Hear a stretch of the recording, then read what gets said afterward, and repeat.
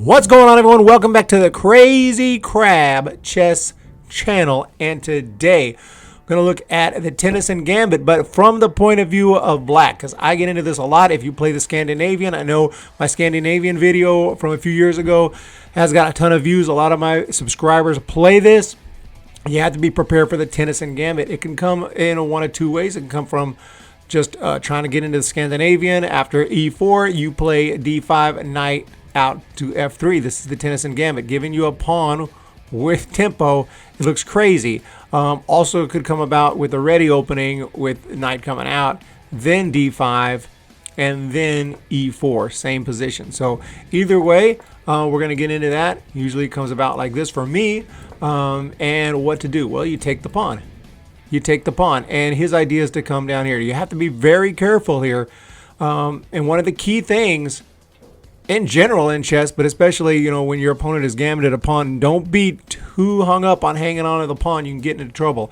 And in the Tennyson Gambit, here's what white would like to happen. This is not how we're going to play. White would like you to desperately hang on to the pawn, so you develop a knight and hang on to the pawn. Seems pretty obvious, right? That's what they would like. Then they're going to play a d3. Notice this is like almost a reverse, not Scandinavian, reverse Icelandic gambit. Because now he wants you to take to develop a second piece. And if black wants to hang on to the pawn desperately, that's what they'll do.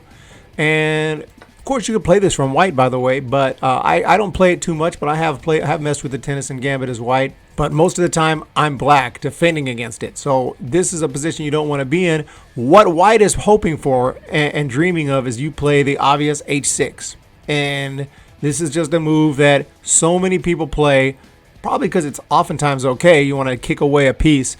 You play this little h6 or a6 or whatever, piece gets up there. It's so annoying to me when my opponent does it. But right here, white would be delighted to see it, because knight is coming down here, forking these two major pieces. You have big problems. You have to take it. And then the bishop here is going to check the king. King has no way to continue to support the queen. Queen is falling. Game is over. And there you have it. So that is what white is praying for. You can play that as white, but we're not going to fall into any of that. So what to do here after the knight moves here? Simply play e5. Give the pawn back. This is a key move to remember, and it's my favorite move in this position. And also, many a times, especially in blitz or bullet, your opponent will flash out this move to try to, put an ambush on f7, and you go, oops, and you just take this hanging knight. And you're also attacking g2. Be very careful, because your opponent's going to want to play this move for the discovered attack. So keep in mind your queen is being ghosted by this bishop. But if he does play it immediately, well, you're going to jump into g2, and this is just a completely winning game. It's already a completely winning game. Just keep in mind, though, don't lose your queen to a discovered attack. But that could happen. And that's why I play e5. It happens more often than you would think, even against, decently rated opponents. They'll just hang this knight. So more often, though, you're going to see one of two moves. You're going to see the knight take here, or you're going to say this pawn move out. I'm going to start with the more common move. Knight takes here. What to do here? Okay, you've escaped all the weird traps of playing h6. Now, later on, we're going to look at more situations where the knight stays here. Don't play h6. But here, f5. You've attacked the knight again. The knight's going to move either here, or a crazy move that I don't see very much, but be very weary of d4. We're going to look at that in a minute, but just for clarification, if he goes to one of these two squares, it's not a big deal. Usually he goes here. Knight will just come out to f6. Everything is fine here. Black is doing just fine. Sometimes this will happen, and I just bring the knight out here to e7. You're just playing a pretty regular game. Same position here, basically, if the knight is to jump over here as well. But black has an advantage here. Black is, I wouldn't say completely winning or anything, but definitely a nice advantage. But you have to be careful here in this position. After you've played e5, knight takes here, f5, and then this time. The first time I saw this move, I thought he just blundered a piece. I didn't think too much about it, and I just took the piece. Terrible mistake, because now he has queen h5, so it's a decent trap to look out for. Don't fall into this trap, because right here your best bet is to draw. The king has only one move not to get checkmated. It's d7, and in my game, after the queen checked me, I just moved back, checked me again. I was like, well, I feel really uncomfortable. I don't want to move to a dark square and let this bishop get into the game. You move here, this game is going to be over. Bishop is coming to g5, check. Yeah, knight f6 is okay, but this move is coming in. You can't move. There's a pin. This is all bad. So we don't want any of that. So we don't want any of this at all, but the best you can do is draw. So don't take the knight, in other words. Don't take the knight. If this position happens, simply take it with the queen. Take it with the queen, and your best bet is to trade queens. If he wants to be hyper aggressive and play something like, I've seen one game where he played h5, check. Just seeing this check looks pretty good, but it's actually terrible, because I'm just going to play g6. Now I'm attacking the queen and the knight. This check is no good. It's covered. So the queen has to come back, and then we can trade queens. Bottom line is, if this position happens, you take here. More than likely, queen will just trade, and here knight has to move. Black is completely better here, clearly better. Just develop your knight and just play normal from here. Try to get castle, do what you got to do, but you can see you can try to connect all your pawns. Your pawns can be all connected here. It's two nice islands. They look a little bit funny right now, but there's plenty of time to get that organized and have a winning game. So those are a few things to look out for, but one of the big things, if we move back to when this knight moves down to g5, remember, h6 is out. We don't want to play h6. We're playing this move. Oftentimes, this pawn will come forward and not move the knight. They don't want to move the knight. The reason this pawn comes forward is to protect the knight. So it's decent. I've seen this move d4. You can actually take en passant here, even though it looks crazy, because now white has two pieces out.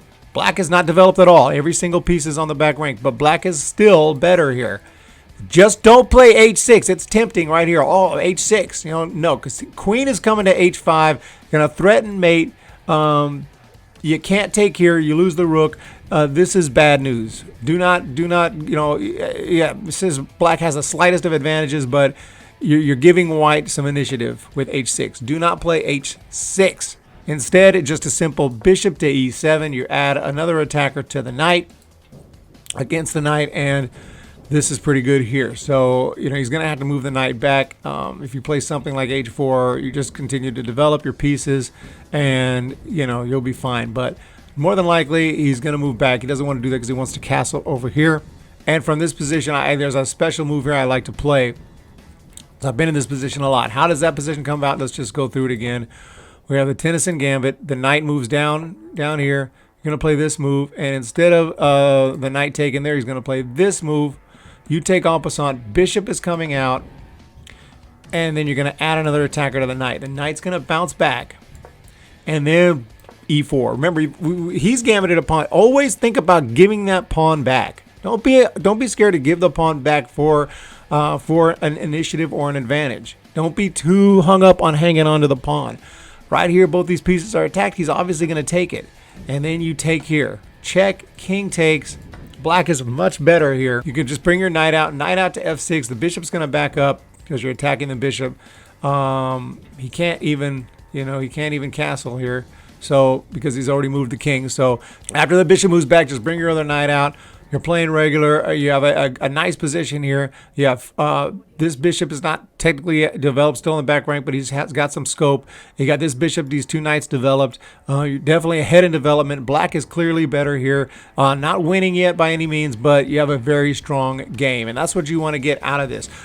Just always keep in mind to be very, very wary of playing h6. I simply don't play h6 in the Tennyson Gambit. There's too many traps and things like that. So the other move to look out for in this position after you've played e5, if knight doesn't take here, if pawn doesn't have to come all the way here, pawn could just come here. Again, it still protects the knight.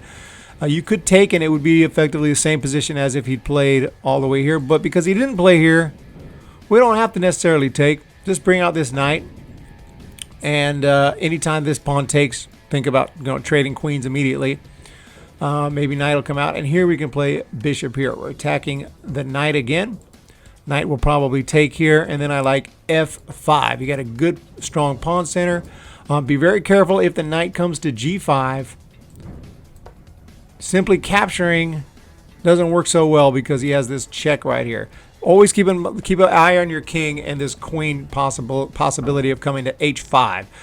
So in this position, simply developing a knight right here is just fine. Again, h6 is out. You play if you were just to play h6 right here, the queen is coming in, and this game is going to be over.